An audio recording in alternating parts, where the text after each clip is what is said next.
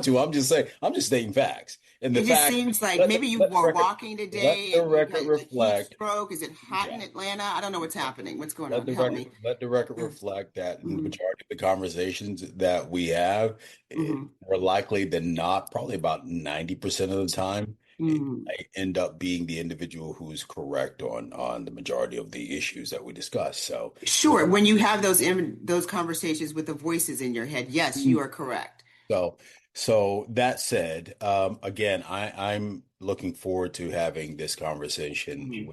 about a number of topics. And we'll just jump right in. Sure. Uh, Cool. Mhm. One of the things that we posted about was a meme that had depicted a what some could since what some took as an offensive meme toward black women, Mhm. and the depiction of a black man. On the black woman's side, it had she wanted all these attributes, whether it was a good job, good in bed, great provider, yada yada yada yada yada. On in his side, he just said, "All I want is peace." Mhm. And we posted it on the board, and the comments in and of themselves were very controversial Mhm. to some of the members. In full disclosure, the SME is made up over 4,000 groups, 4,000 in the group, and the Mhm. majority of 65% of the group is probably African American, with a large contingent of that African American base being Black females. And it, it came off as if A, I was being insensitive, B, Mhm. that it was buying into the trope that Black men aren't there for Black women, and Mhm. then C, that it, it that it wasn't a great depiction of the Black family in some ways, and saying, okay, you had this guy who was asking, or this guy just wanted peace, and you had the angry Black woman trying to. Mhm. And so, Yes. obviously, I disagreed, but I understood. Did you? I think I did understood that, Mhm. how that could be received. Now table that, or parlay that into the conversation that was happening this week around social media with respect to Ryan Clark, who's a fellow member of the greatest fraternity in the United States, and that's Kappa Alpha Psi Fraternity Incorporated, and Robert Griffin Jr. the third, both of them former professional athletes, and the issues were stemming from Angel Reese and Caitlin Clark, and a hard foul that was Mhm. committed against Angel Reese by Caitlin Clark. And I think anyone who's played sports, of which I have, I know that you're never been a sports person because your Okay. activity is sort of limited. I think Okay. the point was that within sports, things like that happen. Mhm. I think what drew the ire of a lot of people was the way that RG3 characterized the incident as Angel Reese hating on Mm. Clark. And Mhm. it sort of fed again into that angry black woman type thing, where Right. Angel Reese, even though she was the victim in Mhm. in this instance, was perceived by him and categorized by him as a villain. Ryan Mhm. Clark, took issue with that. And Mhm. part of what he said was, um, with his history, full disclosure, they do have a history. Ron Clark and RG3 were teammates at one particular point, so there's that history there.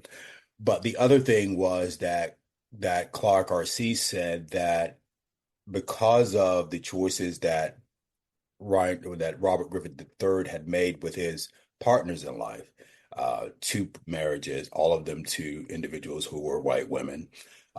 He indicated that RG3 wasn't having conversations that pertain to how to protect Black women or the betterment of Black women in RG3's household, because the person that he was laying next to wasn't a woman of color. Mhm.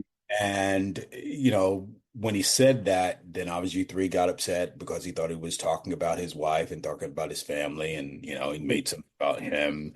having a glass of lovely milk or something of that sort. I assume he was talking about his wife. I say all that to say the larger discussion that I want to talk about is the perception that Black men um, have not been or aren't as protective of Black women as some Black women would want them to be. And you said that to Mm-hmm. me a couple of times. Uh, Mm-hmm. so I push back on that because Mm-hmm. I do think that there has to be some shared accountability in terms of understanding that yes, we can be there for you. Mm-hmm. At the same time, we can also call out things that may be, Mm-hmm. you may not be in agreement to. What say you about that? No, I agree with everything you said. In a different universe. No, I do not. I believe that for the majority, and there are some Black men that actually do stand up and show up for Black women, and I'm hoping that I'm raising my sons to be that. But in the case of that meme that you shared, when we think about that, we think about that Black women are the most unprotected class. There's no one showing up for us at the boardroom.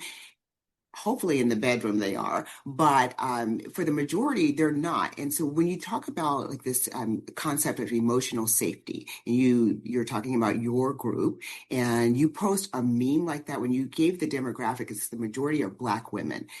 There has to be some accountability for you or whomever your moderators are to create a space of emotional safety for our Black women, right? So we don't get to be ourselves anywhere without it becoming some type of stereotype for us. Maybe we are angry. Sometimes I'm mad.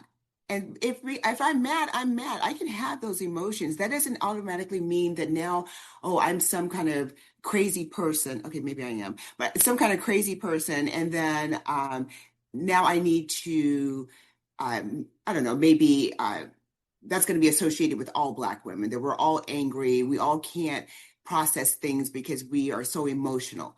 Okay, people are emotional. That's okay. White women are emotional. They don't become angry white women. I've never heard of this term before. Why is it associated with us? Well, I think a couple things can be true. It can be true Mm. that yeah, traditionally, I think most Black folk would say that Black women have been the backbone of the Black family. They are. And so you think about that we're expected to ride for Black men. And we talked about this in a couple of episodes that we love Black men, whether we choose to partner with them or not. We have brothers, we have uncles, we have fathers, and we're always there for you. We're expected to protest. We're expected to defend you. We're supposed to hold you down, to heal you. Regardless of who you choose as a partner, as a Black woman, we're expected to do that. When we need that same safety, that emotional safety, you're not always there for us. Yeah, you know what? Okay. I will concede that there are times that Black men have not been as supportive of Black women as we should have been. Whether it's in the positions of what RG3 said um about Angel Reese, or whether it's, Black men supporting MVP to be POTUS and not at the higher percentage that Black women did. I Mm-hmm. think that those arguments can be made. At the same time, I also believe there has to be space for us to have conversations about two things being true. We can say that, okay, Black men have done a shitty job in some aspects, but we not also say that in some aspects, you have to be able to call out maybe some things that Black women are doing that aren't viewed in a positive light. For instance, the Okay. meme that we talked about, Yes. where we have an individual who may be asking for the the world, Mm-hmm. good job, Mm-hmm. six figures, great credit, great in bed, loves his mama, can cook, can take care of the house, can pay all Sure. the bills, but all she's bringing to the table is a smile. Okay, so this whole bringing to the table thing, I take All issue right. with that because Okay. as a man, and I'm just going to say this, I'm not a man, but as a Mhm. man, you want someone with great breasts, nice ass. Are you bringing that to the I'm a, table? I'm a leg man, so I don't care what you are. Are you bringing it to the table? And whatever this uh, table is, those great are the things breasts. that you want, right? So those are the Well, things that you those are want. nice to haves. They're They're not want. nice to have. They're Yeah. wants. Wants are nice to have. Okay. Needs are Yeah. different than wants. Okay. Right? I So agree with that. you Yeah. like a woman, oh, what? And I hear this all the time. Well, why don't you smile more? Why don't you smile more? Well, okay. Okay. So okay. I'll be the first to admit there's some things that I say that are borderline sexist and at times Some sexist. things? Okay. Wow. Okay. Audience, please take a poll. I'm sorry. So What is yes, your definition of some things? at times I have been considered a Neanderthal in some of the things that I've said, and I own that. Yes. I put, And you but need to check yourself on that because you are in a yeah, position where you can amplify your voice and you can change the narrative. Just because things have been this way in the past doesn't mean it needs to continue that way. We're asking you, but black okay, men, but show I up for us. hold on.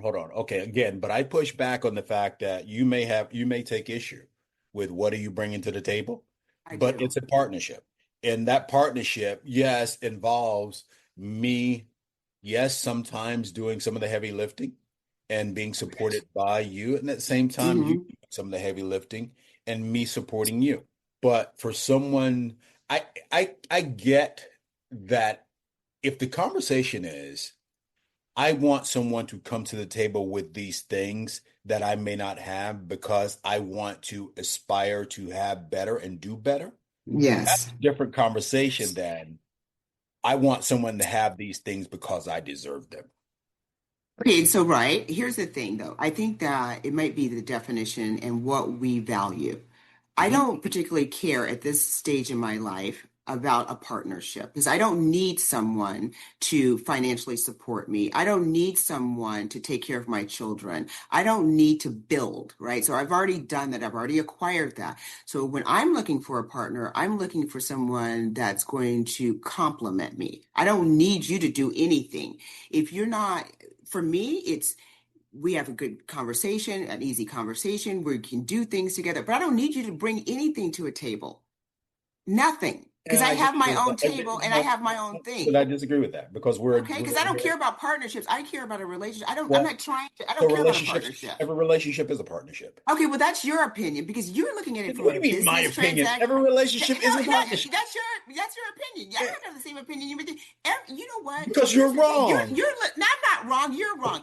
You're looking at it from a business standpoint. Like everything about you is transactional business. Oh, Everything is not. It is yes, it not is. transactional. Everything is a It is. business with you. I'm It looking is at it not. from emotional side. You're very logical, and Hmm. that's okay because we need diversity. So you're Hmm. going to be logical, and you're going to look at things like, okay, if I did this, and I'm going to acquire this. I'm thinking, at the end of the day, I want somebody that's going to make me laugh, that's going to Hmm. show up for me. I don't need your money.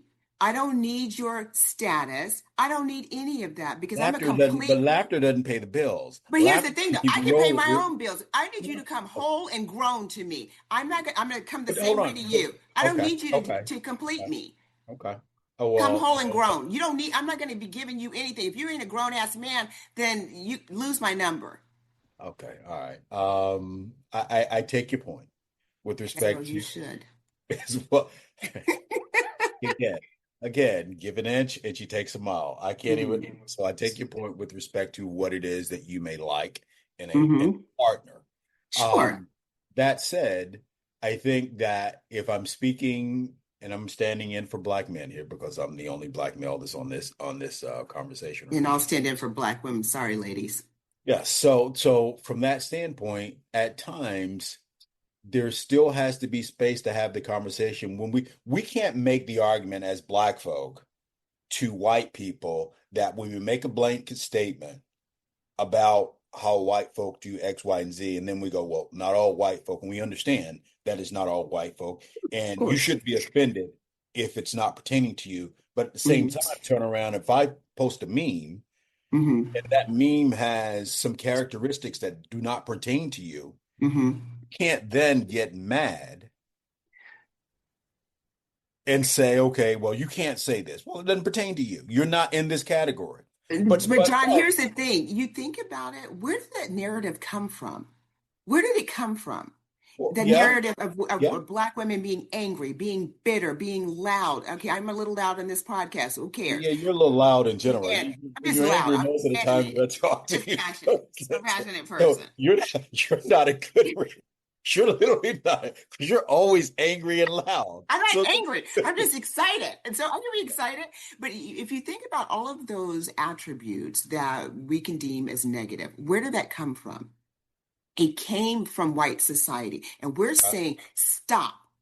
Think about it. And why would you continue to promote this narrative that you know doesn't represent the Black women in your life? Right? okay, so Why would you do that? here's where I'm going to push back on that some, because here's where I have a problem with that, and this is the logical part of me. The logical part in me says I understand that for every meme, for every stereotype, there is a grain of truth there. And Okay. and that grain of truth sometimes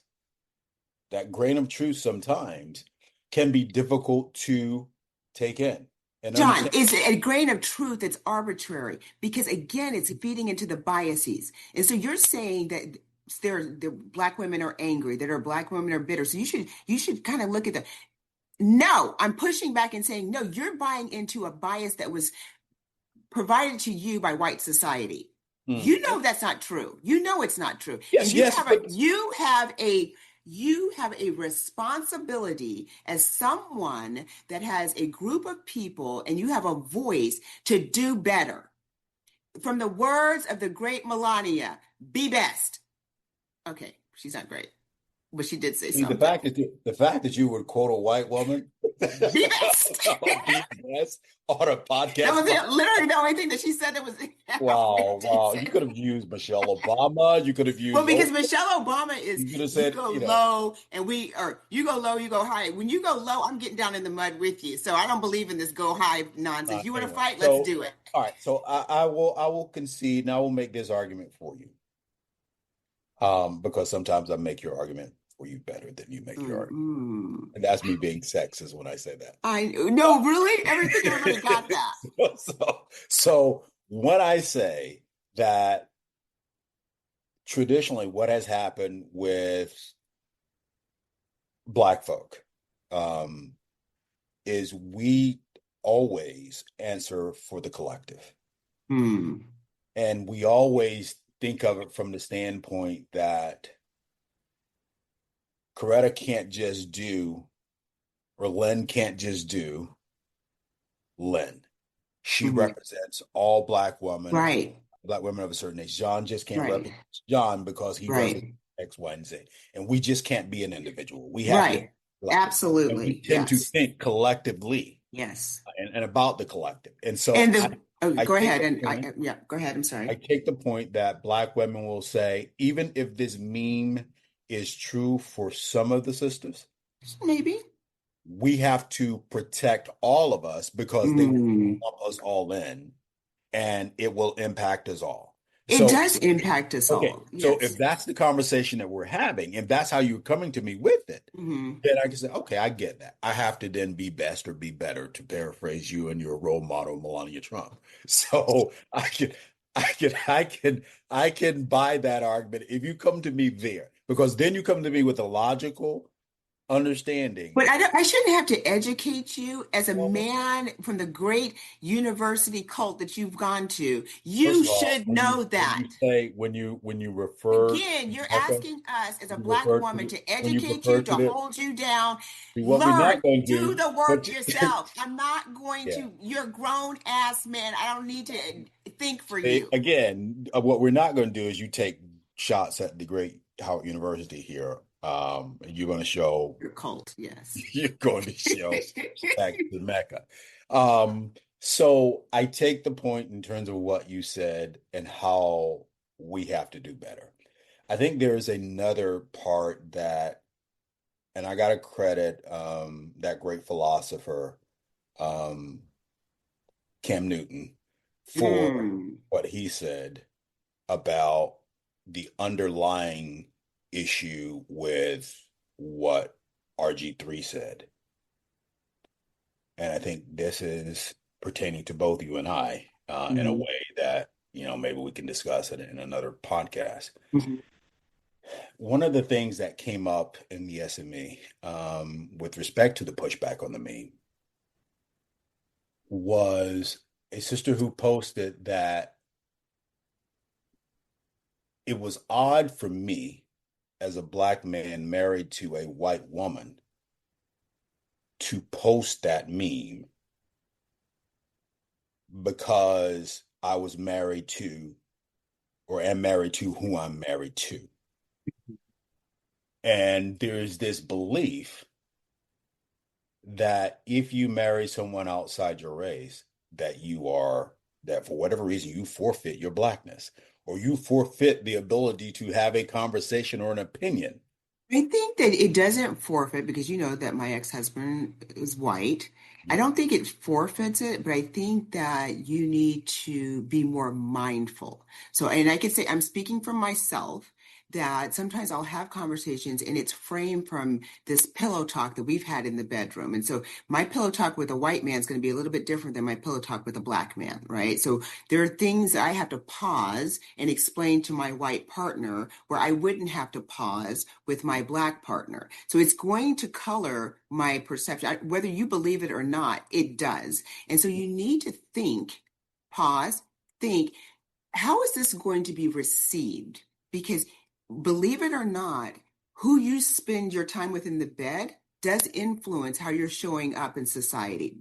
It just does. Your conversations are different. I take issue with that.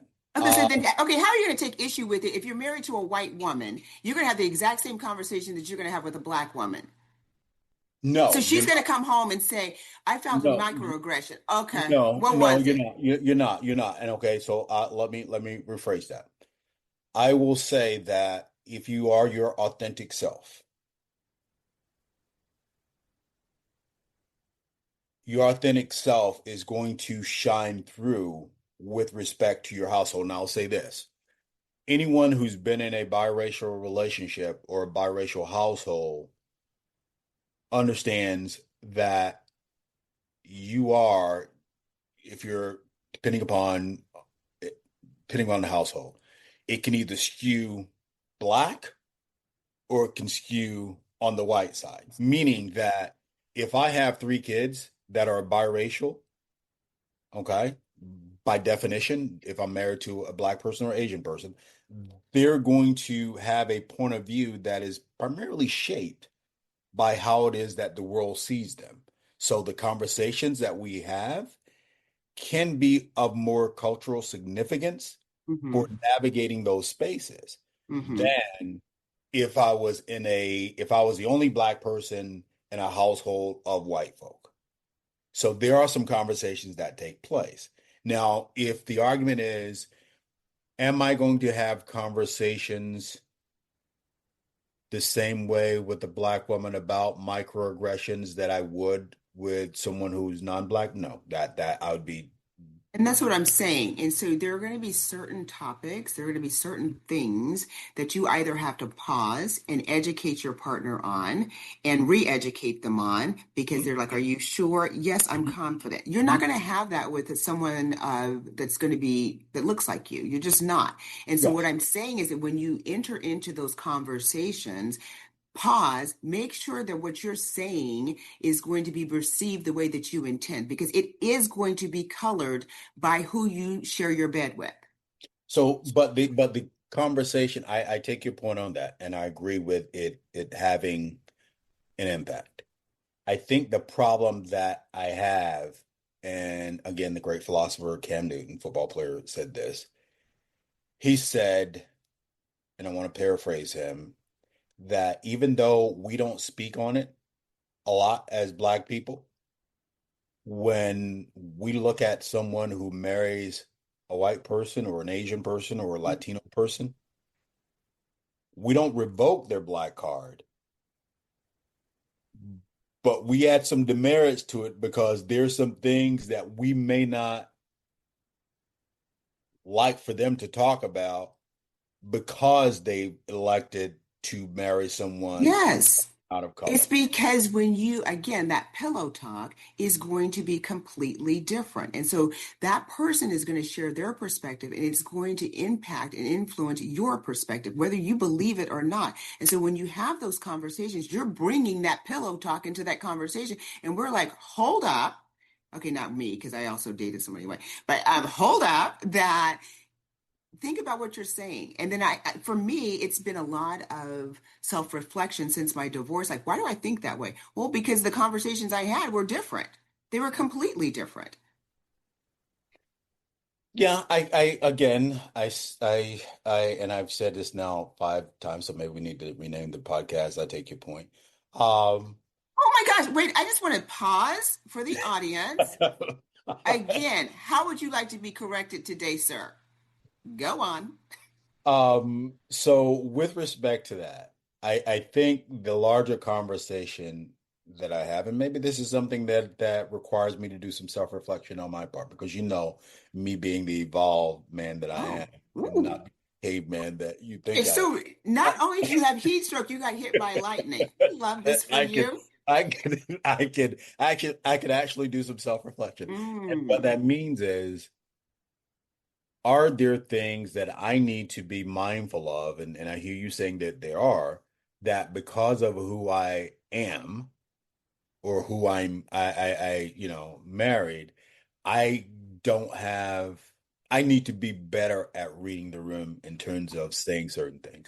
That's what I'm saying. And Yes. And I that, think that, I say that from my own journey, right? And because I did do a lot of self-reflection, a lot of therapy. Why did I think this way? Why do I show up this way? Well, because I was engaged with somebody that gave me their perspective for 20 years, right? And so it's going to impact me. Those are the conversations that we have. I have two boys, and so it's going to be their father's white.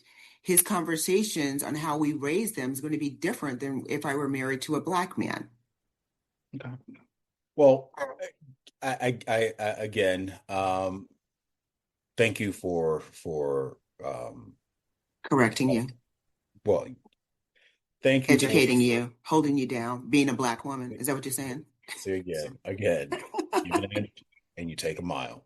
Um, I think from that standpoint, there are some things that black men can learn from, and it is true that it is typically black men that date outside of our races or elect to be with someone outside of our races, and black women traditionally have not done that. So, in a lot of ways, you don't see it, especially with black women, with respect to dating outside the race. And so when you have someone like a Ryan Clark and a Ryan and our RG3 having that conversation, it can magnify the larger conversation that we need to have as a culture with respect to, okay, who has the card and how can your black card be restricted? You don't have one Excuse traditionally. me? Well, it's not you don't. It's not that we're No, restricting your you don't black have one. card. You don't have I one heard anyway. you. I'm So, actually so, ignoring you. So so- it's you're not. No one's taking your black card away. We're just saying before you invoke your black card, think. mm, Think about everything that you're bringing to this conversation and why you're bringing it to the conversation. Just to go back to the meme that you posted, and because you're married to who you are, it can be a perception that you are saying, I elected to be over here because you guys are crazy, you're loud, you're whatever. It, hopefully everybody marries the individual because they love them, whatever. but Hopefully. hold on. I think it's a deeper thing. I think having a conversation with someone who elects to marry someone of another race because they genuinely like them and love them is different from what it is that we saw with RG3. There is, So that I'm you're sorry. making an assumption. How do you know? Because when you talk about the fact that you can't wait to have to be with and have a drink of this tall white glass of milk, Well, I would hope somebody says that they can't wait to have a drink of yeah, this tall, whatever, chocolate milk. yeah, there's a and that's been a running commentary of his with respect to Yes. how he's describing his wife or the people that he is, it's always Hmm. so there's something that's going on there that he has to, Maybe. and It could so be. Right. And so there's that self-hatred that Mm, I don't have a problem with anyone marrying anyone of another race. I have a significant problem with a person only choosing to date someone of another race. a And problem with that too. that is what I perceive with him. Um, there was another incident that I wanted to get your take on, and hope that you have an educated opinion on, because Wow. you're You not. just, I know you're not the most savvy pop oh, person. no. So anyway, so Denzel Washington was at the Cannes Festival. Is it Cannes or Cannes? I say Cannes. At the Cannes Festival this week. And there was a photographer as he was doing the line. There was a photographer who grabbed his arm to pull him over to get his attention, either to take a picture or to ask him a question. And Denzel got a little animated and said, "Stop it, stop," because the guy did it a couple of times. Sure. And I'm like, what is it with some of these people, white folk, and this happened with Kelly Rowland at, I believe, Mm, the Met Gala or something a couple months ago, where, and she may have been in France or something, but there was this white woman who had put hands on her and was trying to usher her in, and I'm like, when did we get to the point where people are thinking it's okay to put hands on you? And I'm like, if you see Tom Cruise mm. walking in the line, are you going to grab him and pull him over? And maybe they are, and I'm not I don't seeing know that. those I, pictures, but I'm like, wow, do you feel so comfortable in yourself that you feel that you can grab someone to get their attention? And again, hmm. it may have been an innocent thing, but the Yes. way that the culture took it was yet again another one of those microaggressions where respect to personal space. And Denzel, to his credit, didn't lose his cool, and he continued to go about the business of why he was there. And he didn't Hmm. let that damage the event for him. But it's like, are we now in this age of, individuals not giving a fuck I that, think that we're now in this age. I think that's always the case, right? And so our personal space is their space. And I can remember when I was pregnant and having people come and touch my belly. And I do not remember one black person ever invading my space. Or when I was nursing, that and people would come and like, oh my gosh, you're nursing. No black person ever did it, but a white person felt very comfortable commenting on me nursing. And yes, I live in Austin, so we can nurse in public, and I would do it fully. It's great. yeah, And so I just don't think it's a new phenomenon. I think that, and I can't speak to this journalist, obviously. He may do it to everyone. I don't know that. But I do think that there is a certain comfort level that I can invade your space because I don't assign the same value to you that I would to a Tom Hanks or a Tom Cruise. mm, yeah, that's something What that are you going to do? Because we as Black people usually will say, "Oh, well, that's okay. We won't make a big scene because we know that there are other things at stake." Because if we do make a big scene, especially as a Black woman, now I'm an angry Black woman. It's not the fact that you grabbed me, but now the narrative becomes I'm an angry Black woman. A white woman would just say something, and we know that. How do you turn a disagreement into a war? A upset white woman that's crying. They're not going to do that. oh Jesus. It's the truth. Well, You can have a little, no, yeah, yeah. I mean, look, again, I take your point. The issue I think is for me, the lack of respect that you just don't put your hands on someone. You don't do it to anybody, but I think that there is a level of comfort just because of the value that's assigned to us. And I mean, we'll Hold continue on, having but convert. is it that or is it a cultural thing? Because I think both of Mhm. these incidences happened in Europe, and I could be mistaken about the Kelly Rowland thing, but they happened in Europe, and I've not spent a lot of time in Europe. But is it more in your face there? No. It's That actually not. The interesting thing about that is I've been to France a couple of times and people they just go about your business. They don't interact with you the way that that people do in America. Like they just don't. And so that is, I don't think it's a cultural thing. I think it's worth exploring, but I don't think so. we need to have My some ex we need to have some white people on to talk about whether or not white people from Europe to talk about whether or not it's a cultural thing. Okay, Uh, John, let's go find them but I mean because that's we're almost out of time, so I'll just go out there and see if that's I can find some. after you've been embarrassed on this first episode of Oh, wow. I take your point. yes. Um, so I mean, with respect to that, that was something that was it was just a big week of big news. Obviously, you had, that going on with Khan. You had the issue with RG3 and RC going on.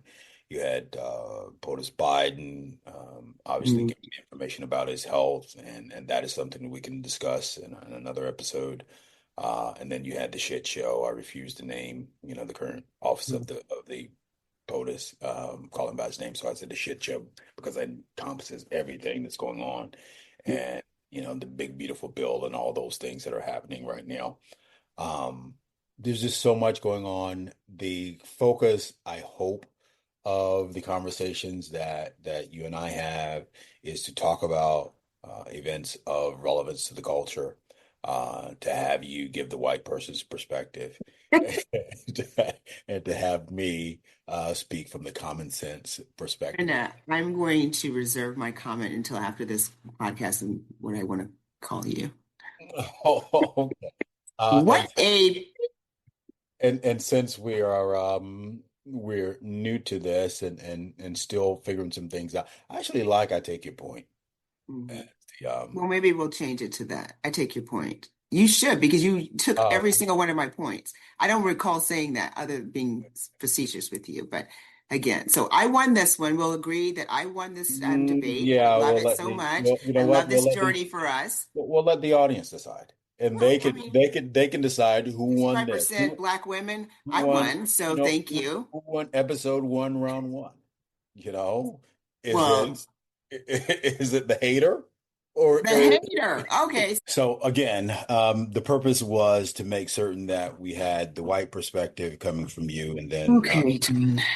then the common man, Renaissance man, Oh, wow. every Okay. refined, Mhm. Hmm. Mhm. So when are we going to find that person? talented tenth, Okay, uh, so us again, so against I need to go find a guest to do this thing. again because you don't appreciate the finer things in life. Oh, Uh, wow. I am the finer thing in life. right. So of course I appreciate it. All right. And so the hope is that the conversation will spark additional conversations in your circles, because they're important conversations. Yeah. And we want to make certain that we're having these conversations amongst friends, amongst individuals who are not yet friends and could be friends. And so at the end of the day, the hope is that you learn something and that you become a better person because you've listened and given us the minutes that we've taken of your time. You don't have to listen, but again, we're glad that you do. And I do appreciate you, Miss Lynn, for inviting individuals in to understand that there's not one way to be black, and your way of being your your way of being black is even though it's not, Shady one, aren't you? look, we're all a work in progress and God is working on us. Well, Johnny, I appreciate this conversation with you. I always enjoy talking to you. I'm always happy to be a resource of information for you and to teach you and to make you a better person. And so thank you for giving me the space to allow me to make you a better person. Again, and with closing, I take your point. I don't agree with most of them, but I do take it. Guys, do something nice for yourself today. And if you can't do something nice for yourself, do something nice for someone else. Until next time, we'll talk to you. All right, bye. Bye. Well, we did it. Episode 1 is in the books. Thanks for coming along for the ride. Join us next time where grown folks disagree with grace and just a little side-eye. I would like to thank our executive producer and co-host, John Dunson, audio and video technician, Ryan Sexton, and graphic designer, Ellen Jacobs. Please like, follow, rate, and share, and we appreciate you.